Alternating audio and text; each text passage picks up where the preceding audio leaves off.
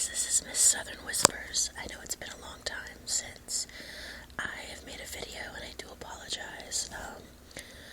I just got really busy with life and things, but I figured tonight I could stop and read you guys a little bedtime story. This is one of my children's favorite books. It's Dr. Seuss's sleep book, so hopefully it helps put you to sleep. This book is to be read in bed.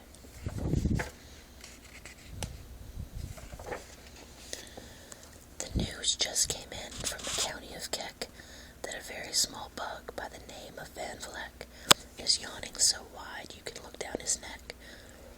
This may not seem very important, I know, but it is, so I'm telling you so. A yawn is quite catching.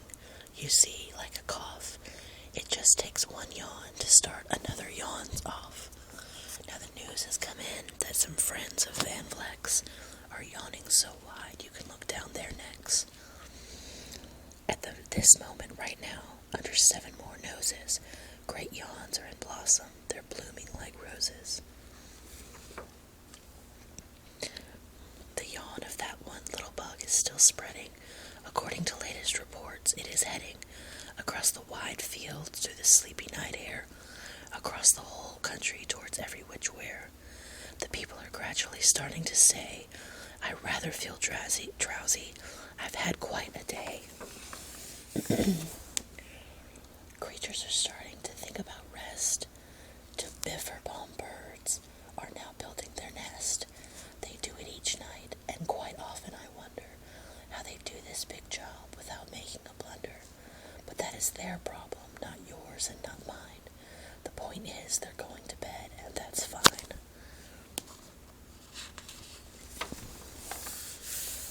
Sleep thoughts are spreading throughout the whole land. The time for night brushing of teeth is at hand.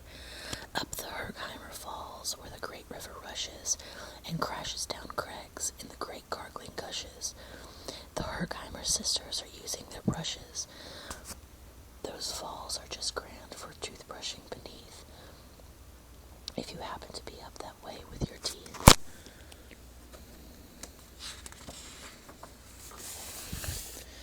The news just came in from the castle of Krupp that the lights are all out and the drawbridge is up. And the old drawbridge drawer just said with a yawn, my drawbridge is drawn, and it's going to stay drawn till the milkman delivers the milk about dawn.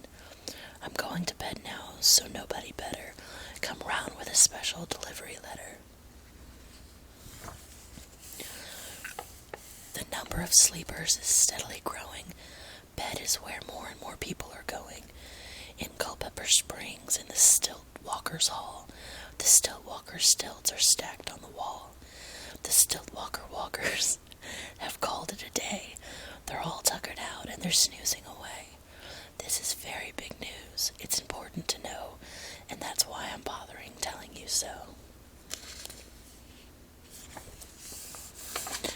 Way out in the west, in the town of Merced, the Hinklehorn's Honking Club just went to bed. Every horn has been quietly hung on a hook for the night in its own private Hinklehorn nook. All this long, happy day they've been honking about, and the Hinklehorn honkers have honked themselves out, but they'll wake up quite fresh in the morning, and then they'll start right in Hinklehorn honking again. Everywhere creatures are falling asleep. The collapsible Frank just collapsed in a heap, and by adding the Frank to the others before, I'm able to give you the Who's Asleep score. Right now, 40,404 creatures are happily deeply in slumber.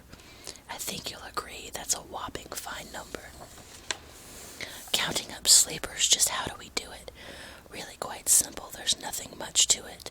We'll find out how many, we'll learn the amount by an audio tally-o count. On a mountain halfway between Reno and Rome, we'll have a machine in a plexiglass dome which listens and looks into everyone's home, and whenever it sees a new sleeper go flop, it jiggles and lets a new big old ball drop. Our chap counts these balls as they plop in a cup, and that's how we know who is down and who's up. Do you talk in your sleep? It's a wonderful sport, and I have some news of this sport to report. The world champion sleep talkers Joe and Mo Redsoff have just gone to sleep, and they're talking their heads off. For 45 years now, each chattering brother has babbled and gabbled all night to the other. They've talked about laws and they've talked about gauze. They've talked about paws and they've talked about flaws. They've talked quite a lot about old Santa Claus. And the reason I'm telling you this is because you should take up this sport. It's just fine for the jaws. Do you walk in your sleep? I've just had a report of some interesting news of this popular sport. Near Finnegan Fen, there's a sleepwalking group, which not only walks, but walks a la hoop. Every night they go miles. Why they walk to such length? They have to keep eating to keep up their strength. So every so often, one puts down his hoop, stops hooping, and does some quick snooping for soup. That's why they are known as the Hoop Soup Snoop Group. Sleepwalking, too, are the curious Grandles, who sleepwalk on hills with assorted-sized candles. The Grandles walk nightly in slumbering peace, in spite of slight burns from the hot dripping grease.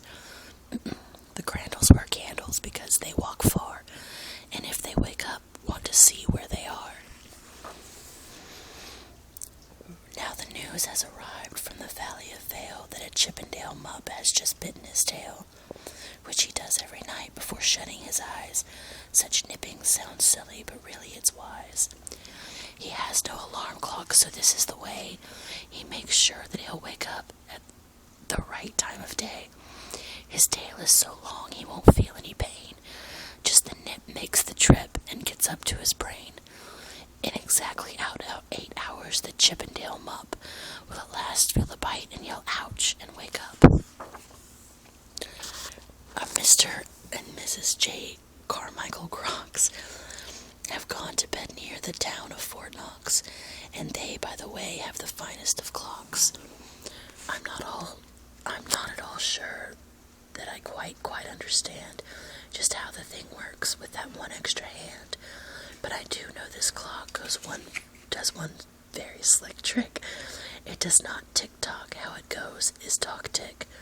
So with the ticks in its talker and the talks in its ticker, it saves lives lots of times, and the sleepers sleep quicker. What a fine night for sleeping, for all that I hear.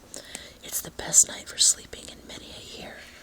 They're even asleep in Sweetback Motel, and people don't usually sleep there too well. The beds are like rocks, and as everyone knows, the sheets are too short, they won't cover your toes. So if people are actually sleeping in there, it's a great night for sleeping. It must be the air.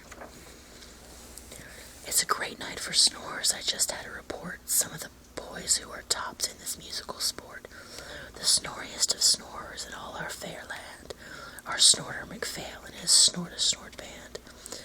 This band can snort Dixie and Old Swanee River, so loud it can make 40 elephants shiver. The loudest of all the boys is McPhail. He snores with his head in a 3-gallon pail. So they snore in a cave 20 miles out of town. If they snored closer in, they would snore the town down. Do you know who's asleep out in Funa Laguna? 2 very nice Funa Laguna baboona. We've added them into our who's asleep count, which has grown to a really amazing amount. Exactly 8,808,000 creatures are sleeping now. Isn't that great? And it just started pouring outside. I hope it doesn't completely interrupt this video for you. I'm sorry. We'll keep going. A moose is asleep. He is dreaming of moose drinks. A goose is asleep. He is dreaming of goose drinks. That's well and good when a moose dreams of moose juice, and nothing goes wrong when a goose dreams of goose juice. But it isn't too good when a moose and a goose start dreaming they're drinking the other one's juice. Moose juice, not goose juice, is juice for a moose. And goose juice, not moose juice, is juice for a goose.